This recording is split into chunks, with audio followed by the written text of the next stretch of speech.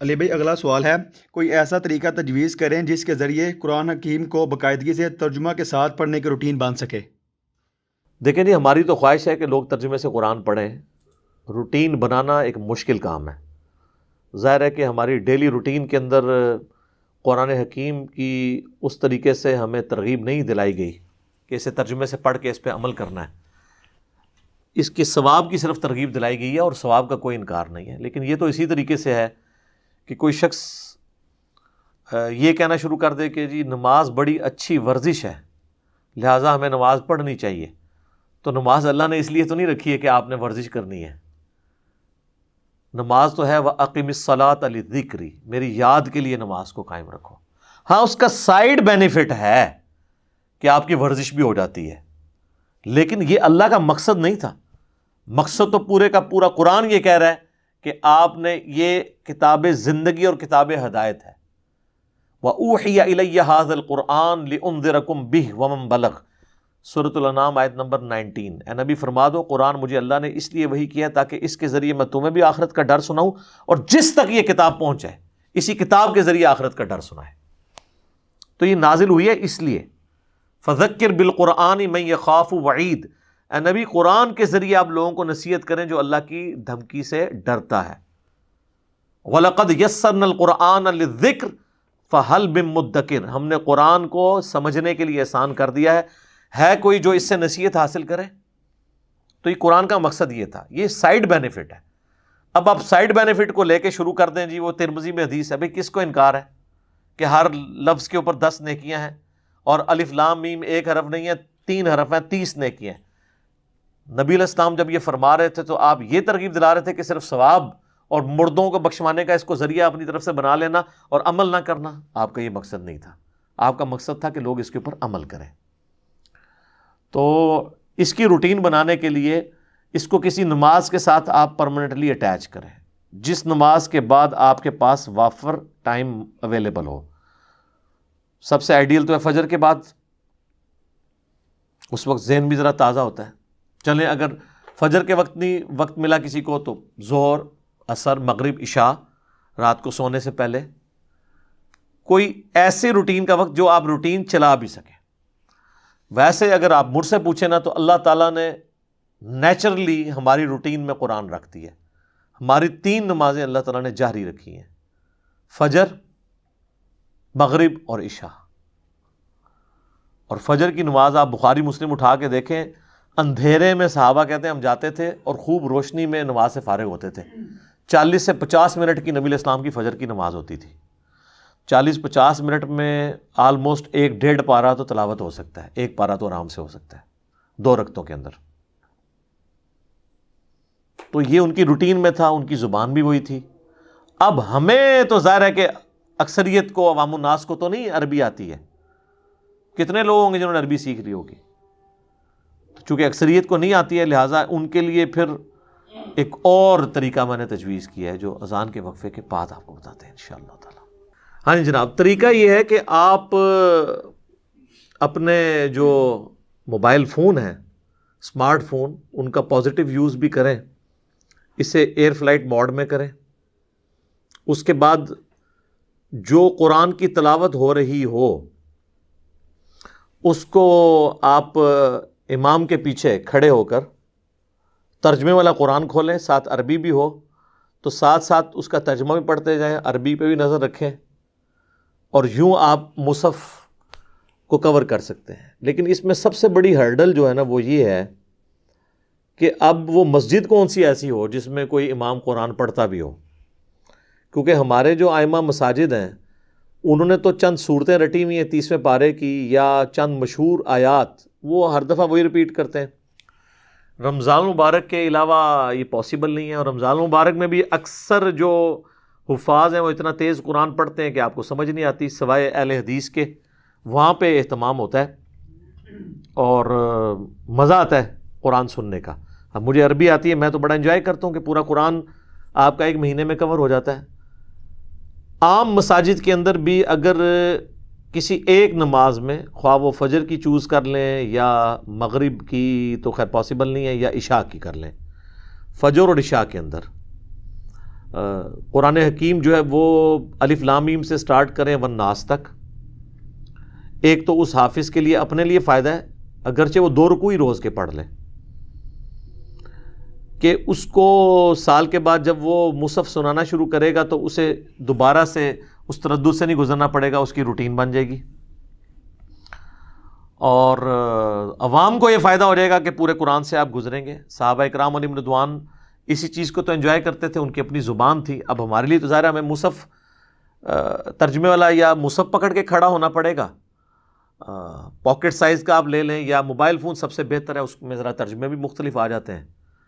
اس کے اوپر میری آلریڈی ویڈیو ریکارڈڈ ہے، تراویح میں قرآن دیکھ کے پڑھنا، تو میں نے اس میں بتایا تھا صحیح بخاری میں امام بخاری نے باقاعدہ چیپٹر کی ہیڈنگ میں لے کر آئے ہیں کہ سیدہ عائشہ سلام اللہ علیہا ہماری ماں، ان کا ایک غلام تھا جو انہیں مصحف پکڑ کر قیام اللیل کروایا کرتا تھا، اور اس کی پوری سند سنن کبریٰ البیہقی کے اندر اور المصنف ابن ابی شیبہ میں موجود ہے، پوری سند۔ یہاں تو تعلیقاً آئی ہے کہ سیدہ عائشہ کو وہ غلام پورا قرآن پڑھایا کرتا تھا، اس کے پیچھے نماز نیت کرتی تھی، ظاہر ہے وہ محرم تھا غلام ہونے کی وجہ سے، اور وہ اپنے ہاتھ میں مصحف پکڑتا تھا، تو ظاہر ہے اس کو یاد نہیں تھا۔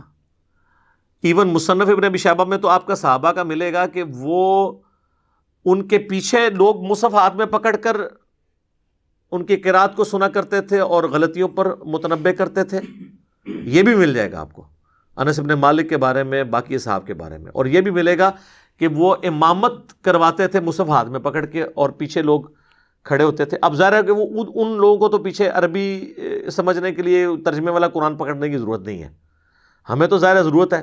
اصل چیز یہ ہے کہ قرآن کیا آپ مصحف پکڑ سکتے ہیں یا نہیں، تو بعض لوگ تو تھوڑے ریسٹرکٹ ہیں، وہ کہتے ہیں نوافل میں آپ پکڑ سکتے ہیں، فرض میں نہ پکڑیں۔ بھائی جب اصل مل گئی نفل کے اندر تو اب یہ نماز توڑنے والی چیز نہیں ہے۔ جب بخاری اور مسلم میں حدیث ہے کہ نبی علیہ السلام اپنی بیٹی کی بیٹی یعنی نواسی امامہ بنت ابی العاص کو اٹھا کے فرض نماز صحابہ کو پڑھا لیا کرتے تھے، تو مصحف کیوں نہیں اٹھایا جا سکتا؟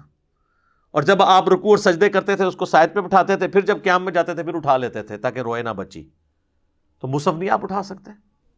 اب آج کل تو آپ بچے جو ہے نا وہ اگر ان کو آپ ڈائپر پہنا لیں تو کوئی مسئلہ نہیں، بچہ بھی اٹھا کے نماز پڑھی جا سکتی ہے۔ بہرحال یہ جو ہمارے پاس آسانی ہے نا ترجمے والا قرآن، یہ اٹھائیں، لیکن اس کے لیے وہ پہلی شرط پوری ہونا بڑا مشکل ہے نا، کہ ایسی مسجد ہو جہاں پہ پورا قرآن کور کروایا جاتا ہو اور باقاعدہ ڈسکشن ہو کہ ہاں جی آج ہم یہ 4 رکوع پڑھیں گے، 2 پہلی رکعت میں، 2 دوسری میں، فلاں صورت ہے، باقاعدہ اناؤنسمنٹ ہو، اور پھر کل ہم یہیں سے آگے سے شروع کریں گے۔ اب یہ اس طرح کے ہمیں کہاں سے الفاظ ملے؟ ہمارے جہلم شہر میں تھوڑا سا شروع ہوا تھا لیکن وہ بھی پھر آگے چلا نہیں سکے۔ ظاہر ہے وہ عام الناس پیچھے سے پھر شور مچا دیتی ہے جی نماز لمبی ہو گئی ہے، اور پھر وہ ان حدیثوں کا سہارا لیتے ہیں کہ نبی علیہ السلام نے لمبی نماز سے منع فرمایا ہے۔ سر وہ آپ کھول کے تو دیکھیں، وہ پہلی رکعت میں سورۃ البقرہ، دوسری میں آل عمران پڑھا دی تھی، تو نبی علیہ السلام نے فرمایا سورہ بقرہ آل عمران 4 سے زیادہ پارے بن جاتے ہیں، تو آپ نے یعنی 4 پاروں کو آپ نے کام کر کے 1 پارہ ہی کہا ہوگا نا، یہ تو نہیں کہا ہوگا 4 آیتیں پڑھ لو۔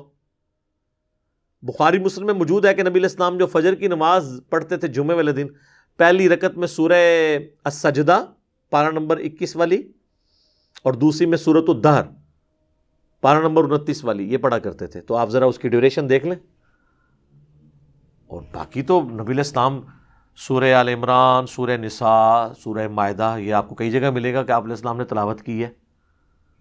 اتنی لمبی نماز، فرض نماز بھی پڑھی ہے۔ تو کوشش کریں کہ آپ کو ایسی مسجد یا کسی امام مسجد کی کوئی اکرام مسلم کریں، کہ اس کی خدمت کریں کہ یار کوئی ایک نماز تو اس طرح کی پڑھا دو۔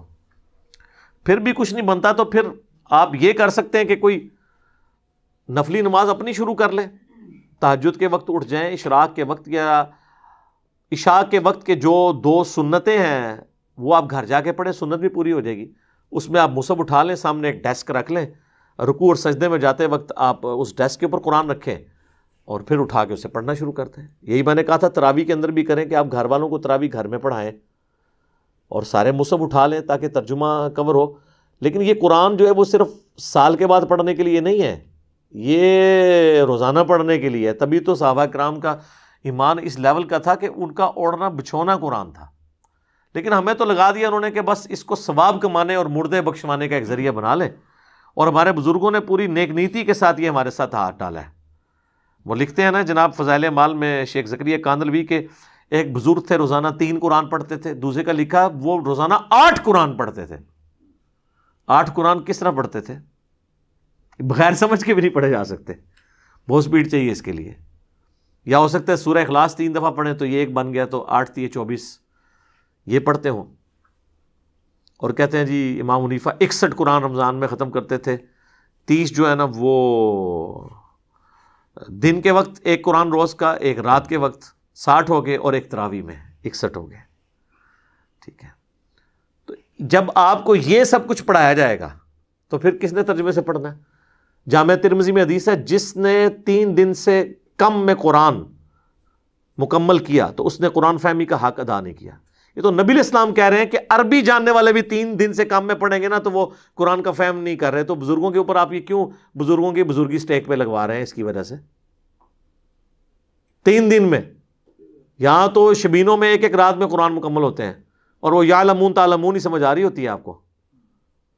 تو بس سمجھنا کس نے تھا؟ وہ فضائل اعمال میں انہوں نے لکھ دیا کہ جی قرآن کو کی تفسیر کے لیے جو ہے نا وہ 15 علوم چاہیے، اور 15واں لکھا کہ وہ بھی ہے، گاڈ گفٹیڈ ہے، وہ آپ حاصل بھی نہیں کر سکتے قیامت تک۔ یعنی آپ قرآن کو پھر وہ کہتے نہیں وہ تفسیر کے لیے، ویسے تذکیر کے لیے آپ پڑھ سکتے ہیں۔ تو یہ لکھنے کی کیا ضرورت تھی؟ یہ آپ نے کون سی خدمت کی ہے؟ کتاب آپ لکھ رہے ہیں فضائل اعمال اور فضائل قرآن، اور اس میں یہ اوٹ پٹانگ چیزیں لکھنے کی کیا ضرورت ہے؟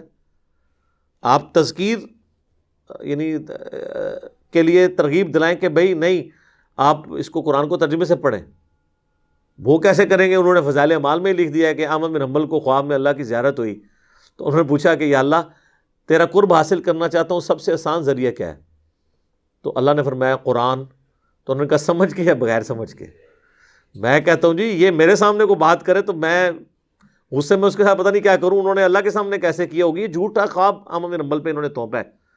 تو آگے سے کہتے ہیں اللہ نے فرمایا چاہے سمجھ کے چاہے بغیر سمجھ کے، یعنی پورے کا پورا قرآن یہ کہہ رہا ہے یہ قرآن اس لیے نازل ہوا ہے کہ آپ اس کی آیات کے اوپر تفکر کریں، اس سے ہدایت حاصل کریں۔ قرآن میں تو اللہ یہ کہہ رہا ہے اور ان کو یہ کہنا تھا۔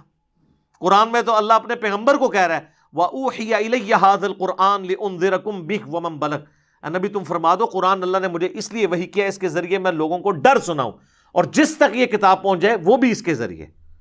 فَذَكِّرْ بِالْقُرْآنِ مَن يَخَافُ وَعِيدٍ، اے نبی قرآن کے ذریعے آپ نصیحت کریں جو اللہ کی دھمکی سے ڈرتا ہے اسے۔ پورا قرآن اس پہ گواہ ہے کہ قرآن اس لیے نازل نہیں ہوا جس کے لیے انہوں نے بنا لیا ہوا ہے، اور کتنی غیر محسوس طریقے سے انہوں نے امت کے ساتھ جنازہ نکالا ہے۔ اس حوالے سے میں وہی بات کروں گا کہ اگر کوئی یہودی عیسائی ہمیں آ کے کہتا نا قرآن ڈائریکٹ نہ پڑھو گمراہ ہو جاؤ گے، ہم اس کا منہ توڑ دیتے، لیکن یہ جو یہودی نما مسلمان ممبروں پہ چڑھ کے کہہ رہے ہیں قرآن اور حدیث ڈائریکٹ نہ پڑھنا گمراہ ہو جاؤ گے، ہم کہتے ہیں سبحان اللہ۔ آج کوئی غیر مسلم مسلمان ہو نا، ہم اسے قرآن پڑھنے کے لیے دیں گے کہ اس کے مطابق بھی اپنے عقائد اور نظریات کرو، لیکن خود نہ ہم نے نہ ہمارے آباء و اجداد نے کبھی قرآن ترجمے سے پڑھ کے اپنے عقیدے اس کے مطابق کیے ہیں۔ اس لیے میں بار بار گورنمنٹ سے بھی ریکویسٹ کرتا ہوں کہ آئین میں یہ ترمیم آپ داخل کریں نا، آپ اپنی مرضی کی تو 17ویں ترمیم اور 18ویں ترمیم داخل کرتے ہیں، تو آئین میں یہ بھی ترمیم داخل کریں جدھر آئین میں یہ موجود ہے کہ قرآن حکیم کی بغیر غلطیوں کی پرنٹنگ کو انشور کرے گی گورنمنٹ، وہاں پہ یہ بھی ڈالیں کہ قرآن بغیر ترجمے کے پاکستان میں چھاپنا جرم ہوگا۔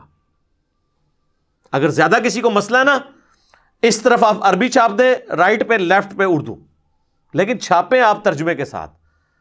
اجمیوں کے ملک میں بغیر عربی کے ترجمے کا کیا تک بنتا ہے کہ ترجمہ کیے بغیر آپ یہ کر رہے ہو؟ تو ظلم ہے نا۔ تو ہم تو ریکویسٹ ہی کر سکتے ہیں کہ مرنے سے پہلے مسلمان کر لے اس پہ غور۔